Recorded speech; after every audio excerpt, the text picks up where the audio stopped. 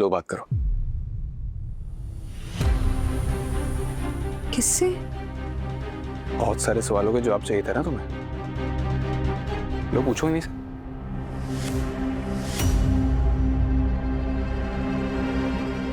किसका फोन होगा? इनसे क्या सवाल पूछें? क्या हुआ, करो बात।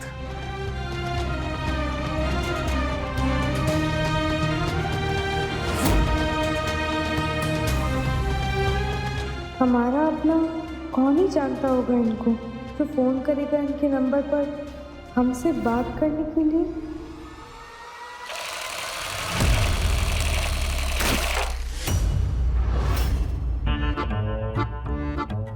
अरे पाखो बच्चा, इधर आया तू, इधर आ, इधर आ। चल ये पकड़ लिया, इधर आजा।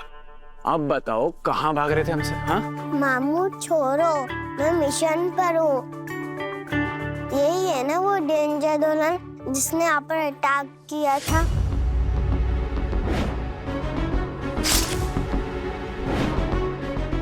कमांडर पाके से शूट करें। पाखो, डेंजर दुल्हन नहीं बोलना, ठीक है? Bad manners. बैड मैनर्स क्यों? नानी ने बताया था फोन पर इसके बारे में। अच्छा, नानी ने बताया था? बताऊं आपको?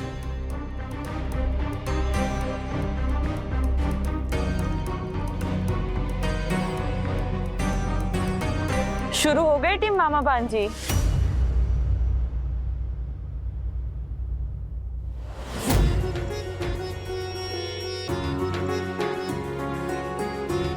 अरे दीदी।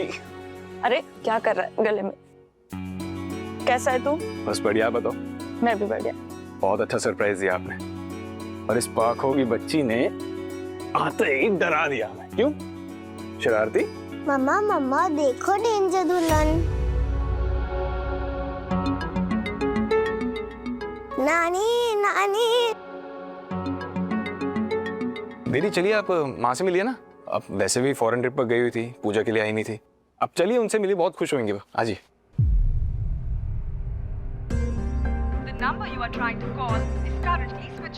बंद हो गया अचानक।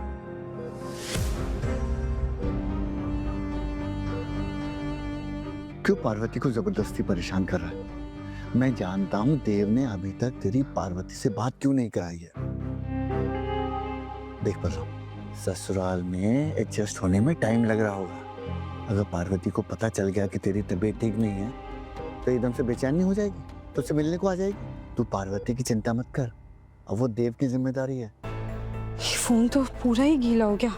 अगर इसके अंदर का पानी नहीं सूखा तो ये तो चालू भी नहीं हो पाएगा। पर किसका फोन होगा? इनका नंबर है किसके पास? कहीं आता ठाकुर? हमें बता देती, हम कार भिजवा देते। श्वेता तुम ट्रेन से क्यों आ गई? माँ, आपको फोन करते तो कार का वेट करना पड़ता, और सामान भी थोड़ा ज्यादा है इस बार। फिर क्या, स्टेशन फोन किया तो पता चला कि एसी ट्रेन अवेलेबल है, तो फर्स्ट क्लास में बैठ के आ गए।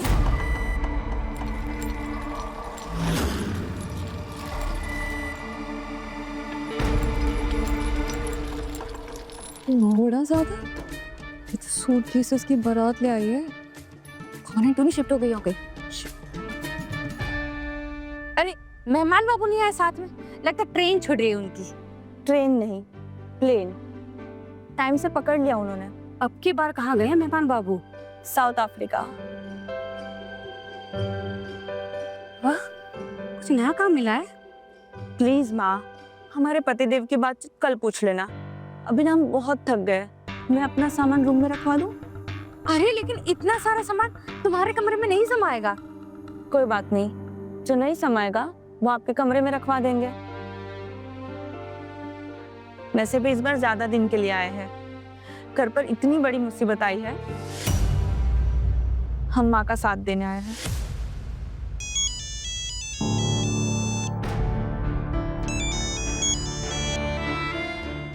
बोलिए। अंबिका, देव को फोन दोगी? उसका फोन लग नहीं रहा है। बाबा के बेटे से कहो कि हम यहाँ पर दो लोगों के बीच में बातें कराने के लिए नहीं बैठे हैं।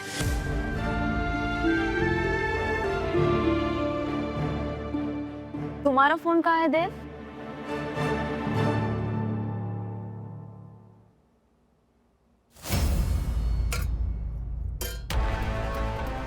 पक्का वो सादा ठाकुर ने फोन किया होगा। और वैसे भी उसके अलावा और कौन जानता है कि हम यहाँ देव बाबू के घर में हैं, नीलगढ़ में। और वो हमें फोन काहे कर रहा होगा? कहीं हमसे बात करके हमारे मम्मी पापा के बारे में तो नहीं जानना चाह रहा था? और मोदी या फिर इस देव चौधरी ने हमारी शिकायत? नहीं, वो क्यों करेगा? उसके बड़े भाई ने। हे अन्नदेवता, जल्दी से इस फोन का सारा पानी सोख लीजिए ताकि हम उस नंबर पर फोन करके पता लगा पाए कि हमें किसका फोन आया था।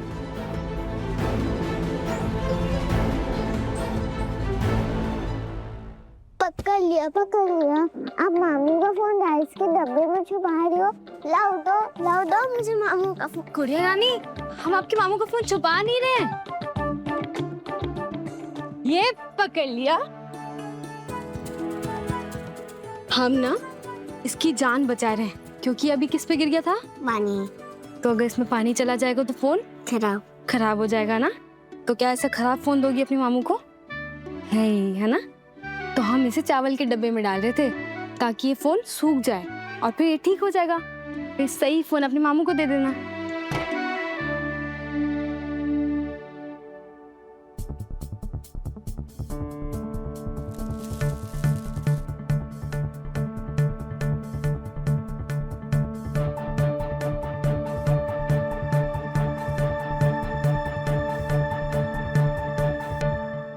चलो देखिए कि फोन चालू हुआ या नहीं।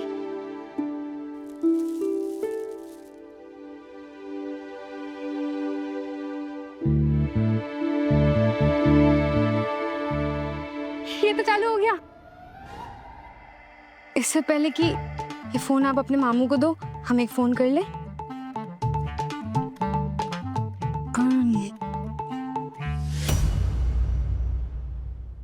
अरे बात करने दो हमें। आपने ही तो कहा था कि इनसे बात करनी चाहिए, अब खुद ही फोन छीन रहे हो। हमें तो ये भी नहीं पता चला कि किस लिए फोन किया था, क्यों फोन किया था। पार्वती को अपने पापा से बात मत करने देना बेटा, उनकी तबीयत ठीक नहीं है। अगर बात हो गई ना तो आवाज से ही पहचान जाएगी कि उसके पापा की तबीयत बहुत खराब है। उससे पार्वती और परेशान हो जाएगी। मुझे पता है कि तेरी माँ ने पार्वती को अभी पूरी तरह से अपनाया नहीं है और इसको लेकर पार्वती बहुत परेशान होगी। उसके ऊपर अगर उसे पता चल गया कि उसके पापा की तबीयत खराब है तो टूट ही जाएगी बेटा। एक बार वहां सब ठीक हो जाए, परिवार में अपनी जगह बना ले, तब बात करा देना बेटा। ठीक है पापा, हम पार्वती की बात काका से नहीं करवाएंगे। वो बस ये पूछ रहे थे कि मतलब ये जानना चाहते थे कि तुम यहाँ पर ठीक से सेटल हो गई हो या नहीं। हम बोल देंगे कि तुम ठीक हो यहाँ पर हम कह देंगे तुम ठीक हो। हमें एक अर्जेंट कॉल करना है। अरे पाखो बच्चा इधर आ। इतनी देर से यहाँ पे क्या कर रहे? सोने का टाइम हो गया। चलो चलो चलो चलो। अच्छा, तो ये आदा ठाकुर ही हमें फोन कर रहा था। उसे ये जानना था कि हमने यहाँ से भागने की कोशिश की है या नहीं।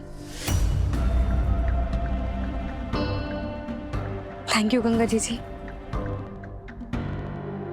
ये देव दानव तो नहीं है, इसने हमारी उस आदा ठाकुर से शिकायत नहीं की। हमारे कमरे को गेस्ट रूम बना के रखा है। गेस्ट है क्या हम इस घर की? बेटी है, लो इसे बिछाओ। हमारा तो बड़ा मन किया कि हम जीजी से कहें, जीजी ऐसा मत कीजिए, पर वो कहा है ना, हम कुछ बोल ही नहीं पाए। उनके सामने कुछ बोल नहीं पाते है ना।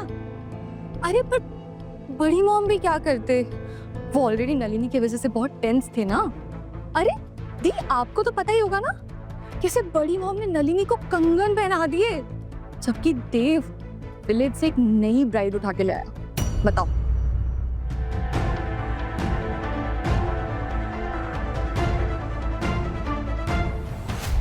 मानव,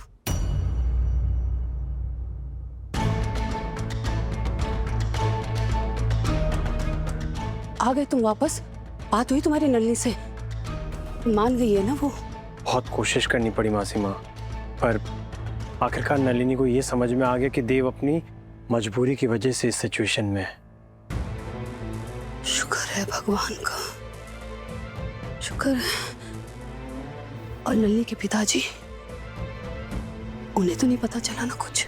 नहीं नहीं, अभी तक वो घर नहीं आए थे, इसलिए उन्हें कुछ नहीं पता है। और मुझे नहीं लगता है कि नलिनी उन्हें कुछ बताएगी। फिर भी हमें नलिनी से बात करनी पड़ेगी मानव। मानव, अगर उसके पिता को पता चल गया ना तो अनर्थ हो जाएगा। ठीक है, तुम जाओ, हम देखते हैं। बहुत बुरी तरीके से फंसाया इस लड़की ने हमारे देव को, लेकिन हमारा नाम भी अंबिका चौधरी है। जब तक इस लड़की को इस घर से बाहर नहीं निकाल देंगे ना, दम नहीं लेंगे हम।